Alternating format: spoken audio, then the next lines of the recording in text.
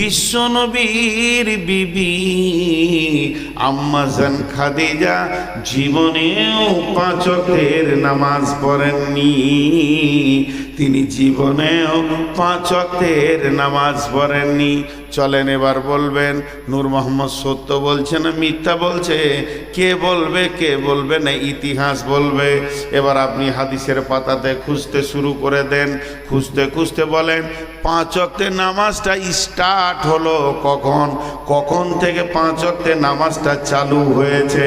তখন দেখা যাবে আল্লাহর নবী মেরাজে গেলেন, আবার মেরাজের রাত্রিতে সমস্ত আসমান সিদরাতুল মুনতাহা আরশে মহল্লা জান্নাত জাহান্নাম দেখে ফিরলেন।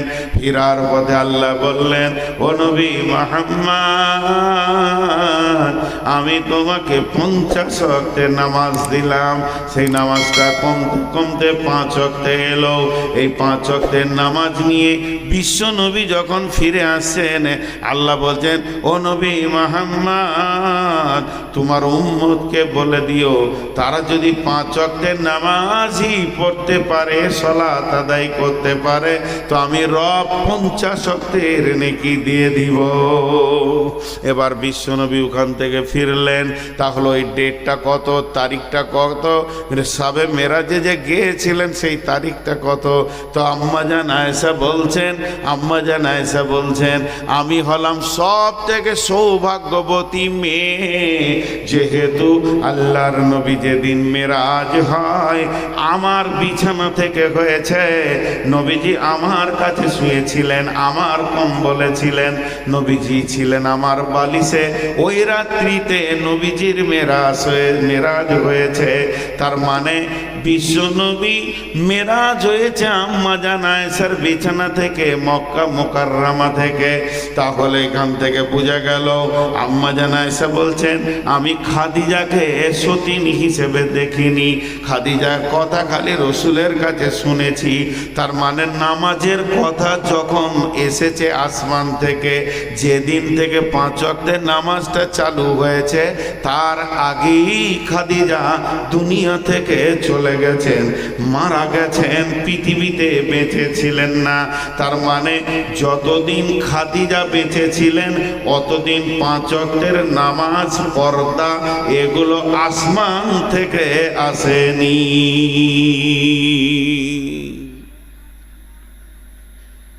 এখন কথাটা এরকম হবে যে আম্মাজান খাদিজা নামাজ পড়েননি নয়, নামাজ পাননি। উনি নামাজ যে চালু হয়েছে, পর্দা চালু হয়েছে, এগুলো দেখতে পাননি।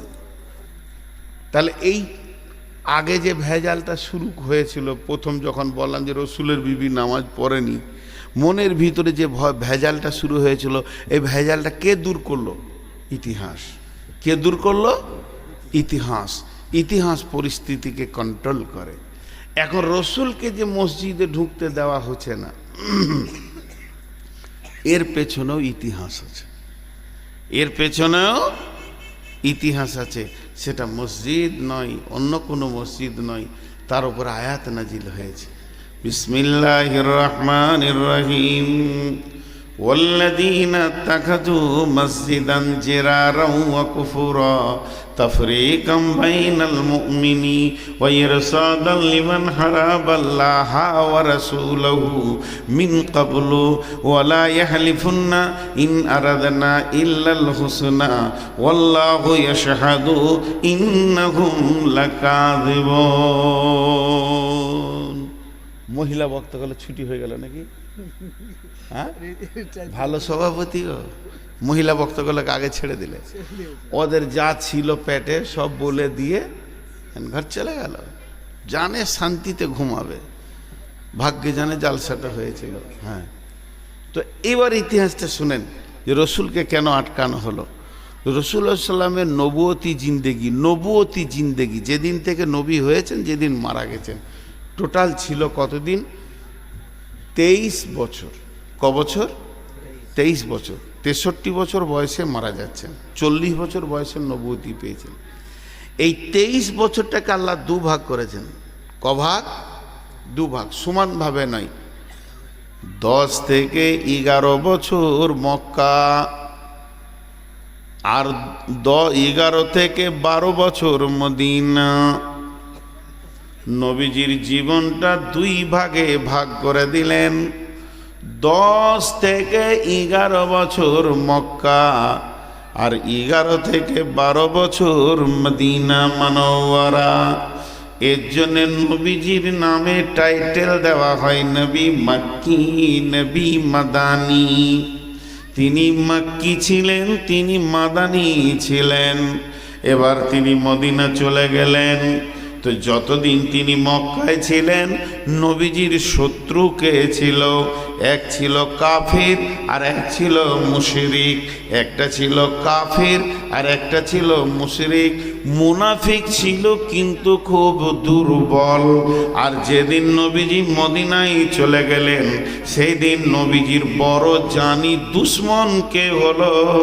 না মুনাফিকেরা হয়ে গেল। বিশ্বনবীর পেছনে যত কষ্ট দেওয়ার চিন্তা, মুনাফিকদের শুরু হয়ে গেল। আর মুশরিক কাফেররা বহু দূরে মক্কায় পড়ে গেল। কেমন? রাসূলুল্লাহ সাল্লাল্লাহু আলাইহি ওয়াসাল্লাম মক্কা থেকে মদিনা চলে গেলেন। এই এই এই তোরা বস বস, 5 মিনিট বস বস। পুরা দল তোদের একটা ভেড়ার মতো। ভেড়া যেমন একটা সর্দার থাকে, উঠলি ঝেড়ে উঠে যায়, তোরা দুবার ওই রকম করেছিস। মুখ পেচ্ছাপ লাগবে তো ওইখানেই ছাড়বি। আজকে আমার বায়ান শেষ না হওয়া পর্যন্ত তোরা উঠতে পারবি না। যদি বুঝে না আসছে তো চুপচাপ করে পাবজি খেল, তাও বসে থাক। হ্যাঁ, তোরা উঠছিস তো পুরো দল, কাকে যে ধ্বংস করছিস আল্লাহ জানে। একদম ওখানে বসে থাকবি, উঠবি না। উঠলে ভলেন্টিয়ার পাঠিয়ে পিটে নিব জান ভরে, হাড় হাড্ডি কিছু রাখবো না। তো এই ইতিহাসটা আপনাদেরকে একটু ধ্যান দিয়ে শুনতে বলছি, কারণ ইতিহাসের ভিতরে সোনালী অক্ষর লুকিয়ে থাকে। ধ্যান দেন, এই তোরা শোন মন দিয়ে, বাচ্চা ছেলে, ইতিহাসগুলো তোদের মনে থাকবে। মদিনায় যখন চলে গেল, একবার আমাকে দিই উদাহরণ দিই।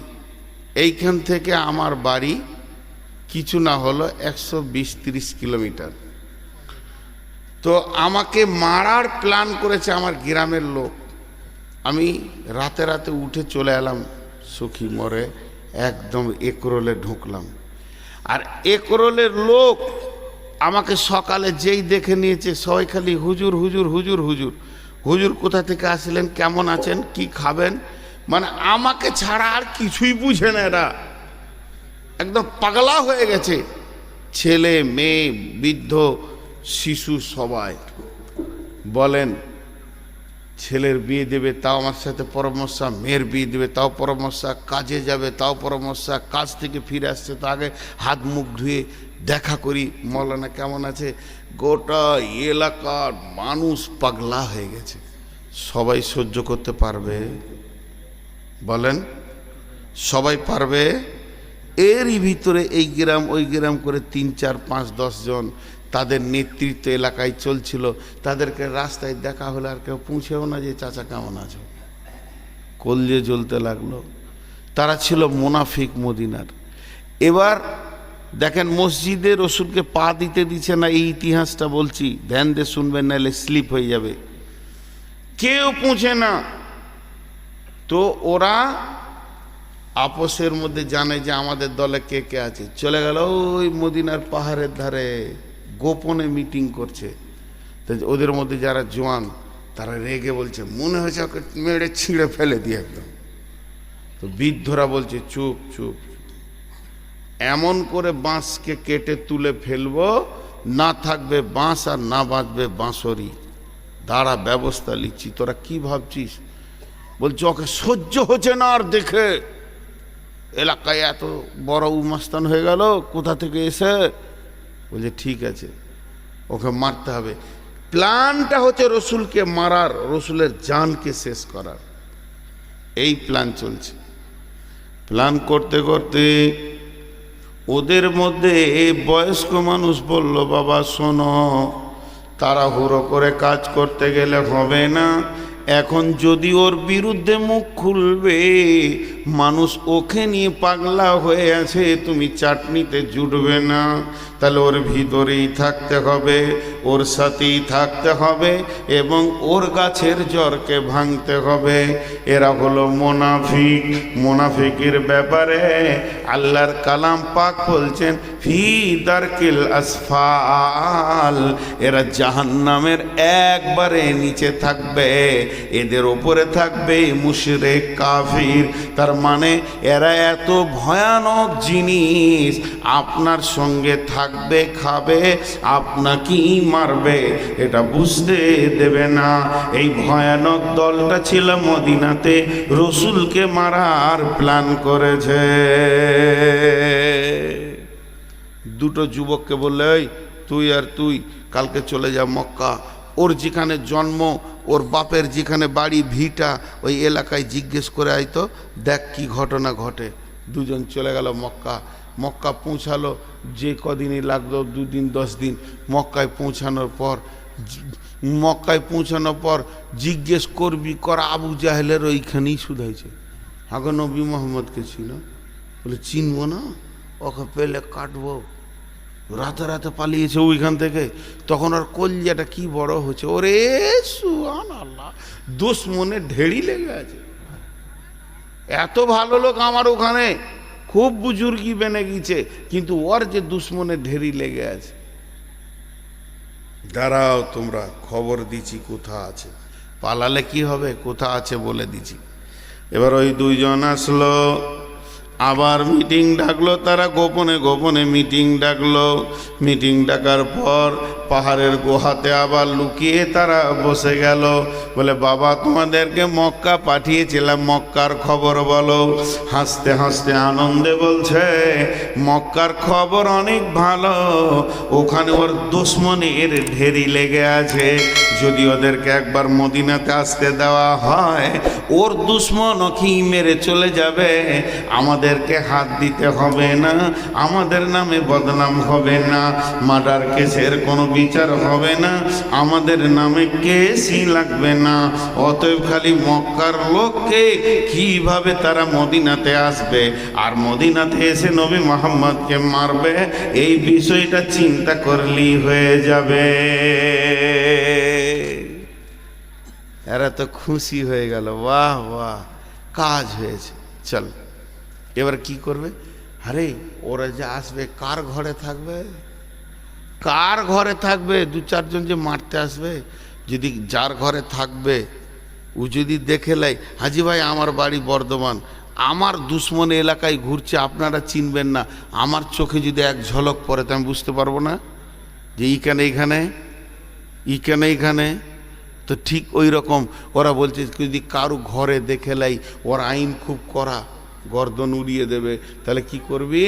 বলছে একদম মদিনার এক প্রান্তে এক ধারে একটা ছোট্ট মতো মসজিদ বানিয়ে নিল ওরা। ওই মসজিদটা বানালো কি নিয়তে? যে ওই মসজিদের ভিতরে তাদেরকে রেখে মেহমানদারি করে আমরা খাওয়াবো। আর যখন নবী মুহাম্মদ সাল্লাল্লাহু আলাইহি সাল্লাম একা থাকবে, সমস্ত সাহাবীরা মাঠে ঘাটে খেজুরের বাগানে কাজে চলে যাবে, তখন এরা গিয়ে ওকে কেটে দেবে, পিস করে দিয়ে চলে যাবে। তাহলে একটা মসজিদ বানা, কারো বাড়িতে রাখতে হবে না, যে তাড়াতাড়ি করে খেজুরের গাছের পিলার, খেজুর পাতার ছাওয়ানি আর ডাল কাঠ খোট্টা দিয়ে মসজিদটা হয়ে গেল। 1-2 ঘন্টার মধ্যে মসজিদ হয়ে গেল। বলে তাহলে এবার মসজিদের উদ্বোধন করতে হবে, নামাজ শুরু করে দিতে হবে। এটা আমরা ওয়াক্তিয়া মসজিদ বানাবো, এখানে 5 ওয়াক্তের নামাজ পড়বো, আর জুমাটা যাকে মারবো তার পেছনেই পড়ে চলে আসবো মসজিদের নববীতে। তাহলে ও বুঝতে পারবে যে এই লোকগুলি আমার দলে আছে, এরা বেঈমান হয়ে যায়নি। কিন্তু তলায় তলায় আমরা ওই দুশ্মনদেরকে নিয়ে এসে আমাদের 5 ওয়াক্তের মসজিদে রেখে দিব, আর এখান থেকে নবী মুহাম্মদকে মেরে দিয়ে চলে যাবে। বাপরে, কে বিড়ি খেয়েছে গো, প্রচন্ড গন্ধ, এই পেছনেই খেয়েছে।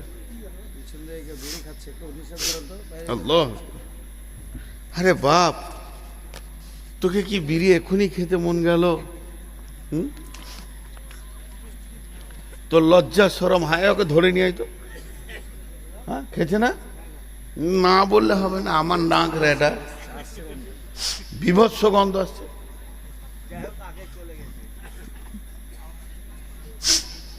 না এখনো খেয়েছো, এধার ওধার আছে। তো প্ল্যানটা বুঝতে পারছেন আপনারা? হ্যাঁ না বলেন একবার, যে ওরা এসে মেরে দিয়ে চলে যাবে, এটা ওদের প্ল্যান। মসজিদ তৈরি হয়ে গেল, এখন উদ্বোধন বাকি আছে, উদ্বোধন বাকি আছে। তখন বলছে কে উদ্বোধন করবি? এখনো নবী বেঁচে আছে, ও যদি উদ্বোধন না করে তো এটা মসজিদ বলে কেউ পুঁছবে না। কথাটা বুঝতে পারছি? ও যদি উদ্বোধন না করে তা একে কেউ মসজিদ বলে পুঁছবে না, ঘৃণা করবে। স্বয়ং রসুল বেঁচে আছে। একরোল মসজিদের, জামে মসজিদের ইমাম হলো স্বয়ং রসুল সাল্লাল্লাহু আলাইহি সাল্লাম, আর এইখানে এই মসজিদটা হয়েছে, তো উদ্বোধনে ওকে বাদ দিয়ে করবে হয়? মেনে নিতে পারবে না। তখন দুজন মুনাফিক গেল, দিয়ে বলছি ইয়া রাসূলুল্লাহ আমরা একটা নতুন মসজিদ বানিয়েছি। রসুলের দিলটা কত খুশি হলো, জি কত দিলটা খুশি হলো। হ্যাঁ তোমরা এই কদিনের মুসলমান এতেই মসজিদ বানিয়েছো, বাহ বাহ বাহ বাহ বাহ বাহ, ধন্য দিছে। কারণ তিনি তো গায়েবের খবর জানেন না, ঘটনাটা কি ঘটছে জানে না। যে শেষকালে বলছে দেখেন আমি যদি বলি আমার গ্রামে একটা বিরাট সুন্দর মসজিদ হয়েছে, আপনারা কোনো দিন যাবেন না সেই মসজিদে নামাজ পড়তে, তারপরও দিলটা খুশি হবে, হবে কি হবে না? আর আমাদের একটা মসজিদকে বেঈমানেরা নিয়ে নিল, প্রত্যেকে মানুষের মনে কষ্ট হয়েছে, হয়েছে কি হয়নি? তো মসজিদ এমন একটা জিনিস হৃদয়কে ঠান্ডা করে। তো রসুলের দিলটা খুশি হয়ে গেল। তখন এবার বলছে ইয়া রাসূলুল্লাহ মসজিদ তো বানানো হয়েছে, এখনো উদ্বোধন হয়নি, এখনো নামাজ চালু হয়নি, শুধু আপনার অপেক্ষায় আছি। আপনি গিয়ে এক ওয়াক্তে নামাজ পড়ে দিয়ে চলে আসবেন, সেই দিন থেকে নামাজটা স্টার্ট হয়ে যাবে। তো আমরা মসজিদে নামাজ পড়েই যাব, চালু করেই যাব। নবীজি বললেন যাও যাও যাও, এই কাজে আমি যাব না তো কে যাবে? হ্যাঁ নিশ্চয় আমি মসজিদে যাচ্ছি, তোমরা রেডি হয়ে যাও। ওই মসজিদে নামাজ পড়ার জন্যে, পার্টিকুলার ওই মসজিদটাতে নামাজ পড়ার জন্যে আল্লাহর নবী রেডি হয়ে গেলেন, বাড়ি থেকে বের হবেন। এমন সময় জিবরাইল আমিন এসে বলছেন লা তাকুম ফিহি আবাদা, ও দয়ার নবী গো ওই মসজিদে আপনি পা দেবেন না। লা উসসিসা আলা তাকওয়া মিন আউয়াল ইয়াউমিন, ওই মসজিদটা যখন ভিত রাখা হয়েছিল প্রথম দিনের ভিতরে ওদের কোনো তাকওয়া পরেজগারি ছিল না। ওটা তো মসজিদ লয়, ওখানে চক্রান্তের জায়গা, আপনার জানকে মারার জায়গা বানানো হয়েছে ওটা। ওয়াল্লাযীনা ইত্তাখাযু মাসজিদান জিরারাও ওয়া কুফুরা তাফরীকাম বাইনাল মুমিনি ওয়া ইরসাদান লিমান হারাবাল্লাহা ওয়া রাসূলুহু, ওরা জিদের বশীভূত হয়ে কুফরির তাড়নায় আপনার প্রতি বিরক্ত হয়ে মসজিদটা বানিয়েছেন। ও দয়ার নবী গো ওরা চিরদিন ওটাই কাজ করে এসেছে। আবার মুসলমানের ভিতরে একদম ফাটল ধরাতে চেয়েছে, মুসলমানের ভিতরে ফাটল ধরাতে চেয়েছে। যে কেমন করে মুসলমানের ভিতরে ফাটল ধরিয়ে দিব, 2 দল 3 দল করে দিব। আর ওরা হলো ছোট প্রথম থেকে আল্লাহ এবং রসুলের দুশ্মন। ইরসাদান লিমান হারাবাল্লাহা ওয়া রাসূলুহু মিন কাবলু ওয়ালা ইয়াখলিফুন্না ইন আরাদনা ইল্লাল হুসনা। ওদেরকে যদি আপনি 50 বার জিজ্ঞেস করেন তোমরা কি করেছ, ওরা কসম করবে আর বলবে ইয়া রাসূলুল্লাহ আল্লাহর কসম করে বলছি মসজিদ বানিয়েছি। আর আমার আল্লাহ বলছেন ওয়াল্লাহু ইয়াশহাদু ইন্নাহুম লাকাযিবুন, আমি আল্লাহ সাক্ষী দিছি ওরা মিথ্যুক। কারণ আল্লাহর কাছে একটা মসজিদের লিস্ট আছে, আবার একটা মসজিদ বানাবেন, মসজিদটা আল্লাহর লিস্টে নাম উঠতে হবে। কারণ মসজিদ কোন কোন নিয়তে বানালে আল্লাহর কাছে কবুল হয়। আর হিংসা মারামারি ফাটাফাটি করে করলে আল্লাহর কাছে কবুল হবে না।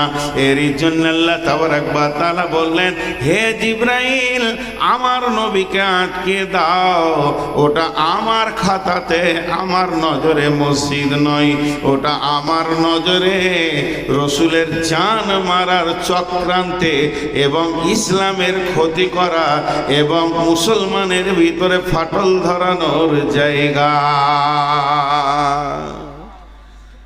এবার বলেন জিবরাইল ঠিক করেছে না ভুল করেছে? বলেন ঠিক করেছে। এতক্ষণ ভাবছিলাম যে রসুল কেন মসজিদে পা দিলেন না।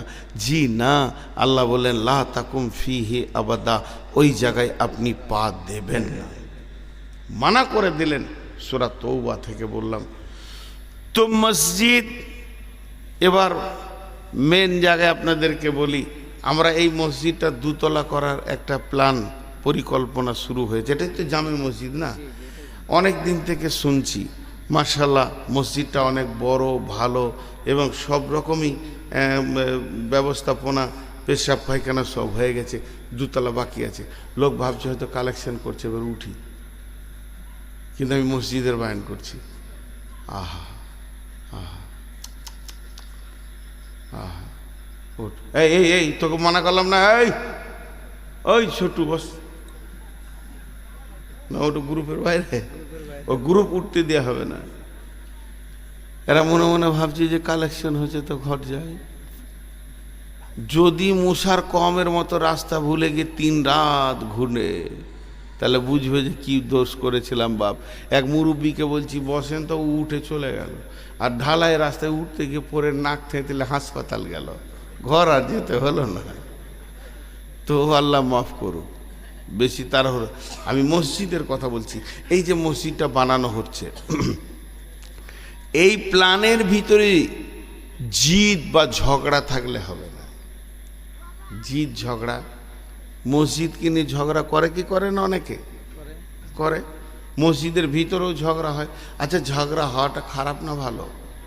ঝগড়া হওয়াটা ভালো, কিন্তু ঝগড়া রাখাটা খারাপ। আলেমদের ভিতরে ঝগড়া দেখেছেন হয়? অনেকে এটা বদনাম করে এবং খারাপ মনে করে যে মৌলবীরা ঝগড়া করছে। খ্যাপা, মৌলবীরা, হ্যাঁ ওরা আস্তে আস্তে করে দিয়েছে, প্ল্যান করে করে দিয়েছে। ওরা ভাবছে যে বুঝতে পারছে না। যা বাপ, যা যা যা যা, আর 2-1 আছিস তো চলে যা, বিড়ি খাস না, জানো বিড়ি খাস না, যা। আচ্ছা, আপনাদের বিরক্ত লাগছে নাকি? আমি খুব সুন্দর কেটে কেটে আস্তে আস্তে করে বলছি। তো মসজিদে বিভিন্ন রকমভাবে ঝগড়া হয়। ঝগড়া হওয়া ভালো, ঝগড়া রাখা খারাপ। আলেমদের ভিতরে ঝগড়া হলে বলছে এই জাতির জন্যে লাভ, জাতিরা রাস্তা পাবে। আলেমরা যত ঝগড়া করবে জাতি তত রাস্তা পাবে।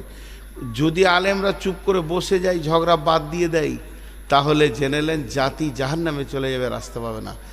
2টি পাথরে যদি ধাক্কা লাগে, মাঝে কি বের হবে? আর আগুন কি করে? রাস্তা দেখায় কি দেখায় না? আঁধার দূর করে কি করে না? ওনার সঙ্গে আমার একটা হাদিস নিয়ে তর্ক চলবে, চলবে তো চলবে। এখন 2 মাস চলছে, উনি খাতা খুলছে আর বের করছে, আমি বের করছি, পাল্টা বের করছে, তাতে কি হবে? একটা জায়গায় গিয়ে সহি জিনিসগুলো বের করা যাবে। আর আলিম যখন হাদিস কোরআন নিয়ে ঝগড়ায় নেমে যায়, তখন 1 ঘন্টা পড়তো, ওটা 7 ঘন্টা চালাবে ও, যে কে কি বলছে দেখি। এই জন্যে ইমাম আবু হানিফা বলে গেছেন এই জাতির রহমত হচ্ছে আলিমদের ঝগড়া। এখনকার আলিমরা চুপচাপ বসে গেছি বলে জাতি কিছু বুঝতে পারছে না। খবরদার, আলিমদের ঝগড়াকে ঘৃণা মনে করিয়েন না, এটা জাতিদের। তো আমি যেটা বললাম, সাহাবা রাদিয়াল্লাহু মাজমাইনেরাও ঝগড়া করেছেন কি করেননি? কিন্তু ঝগড়াটাকে রাখেননি। মানুষ ঝগড়া করবে না তো কে করবে? গরুতে করবে, ছাগলে করবে, ভেড়াতে করবে। আমি বুঝি, আপনিও বুঝেন, বোধ আছে বলেই তো ঝগড়াটা হচ্ছে। ঝগড়া হওয়াটা খারাপ নয়, ঝগড়া রাখাটা হচ্ছে খারাপ। ইনার সঙ্গে আমার 2 ঘন্টা ধরে তর্ক চলবে, কথা চলবে। বিরক্ত হয়ে গেছি, 2টা কথা আমি বলবো, ছোট হিসেবে চাপ দিয়ে উনি আমাকে বড় ভাই হিসেবে সাবধানতা রেখে রেখে 2টো কথা বলবেন। হয়ে গেল কথা, মাগরিবের আজান হলো, উনি ইমামতি করবেন, আমি নামাজ পড়বো, আমি ইমামতি করবো, উনি নামাজ পড়বেন। ঝগড়া কোথা চলে গেল উড়ে। লোক দেখলে হয়তো যে বোম মারামারি হলো। আলিমদের এটা হওয়াটা দরকার আছে, এই জায়গাটা খারাপ মনে করিয়েন না। হ্যাঁ, যদি উনার ইমামতিকে ছেড়ে দিয়ে আমি অন্যদিকে মুখ করি, ওর পেছনে নামাজ পড়ো, তাহলে গেল সব। এইটাকে খারাপ বলছে, এটা রাখা চলবে না। ভাই ভাই হবে। একটা মায়ের দুইটা বোঁটা 5 ভাইয়ে চুষেছে রক্ত, এক মায়ের পেটের দুধ। তারপরে দেখেন 5টা বউ এসে কটা ঘর হয়েছে এখন। তাহলে এক মায়ের রাস্তাতে পৃথিবী দেখার পর যদি এতগুলো ঝগড়া হয়, একটা আব্বা 5টা বেটার, আব্বা খেটে খেটে খেটে খেটে খেটে খেটে চায়ের দোকানে চা খায়নি, বিস্কিট খায়নি, টাকা চলে যাবে, নষ্ট হয়ে যাবে, আমার ছেলেদের ঘর বাড়ি হবে না। যে সুন্দর করে গোছিয়ে একটা ঘর বানালো, 5টা বেটার বিয়ে দিয়ে দিয়েছে।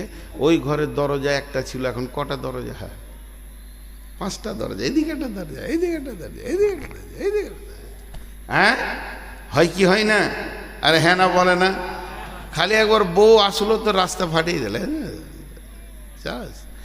তো সব প্ল্যান শেষ হয়ে যায়। তাহলে এক মায়ের পেটে এক বাপের ছেলে যদি 5টা দরজা হয়, আপনার মসজিদে কটা বংশের লোক ঢুকছে, কত মিজাজের ঢুকছে, কত রক্তের ঢুকছে, কত বাপের রক্ত আছে, কত মায়ের দুধ আছে, ঝগড়া হবে না? আরে হ্যাঁ না বলে না? এক মায়ের পেটে 5 ভাই যদি ঝগড়া হয়ে যায় একই দুধের বলে, তাহলে 5টা হতেই পারে, কিন্তু এটা রাখা যাবে না। জি।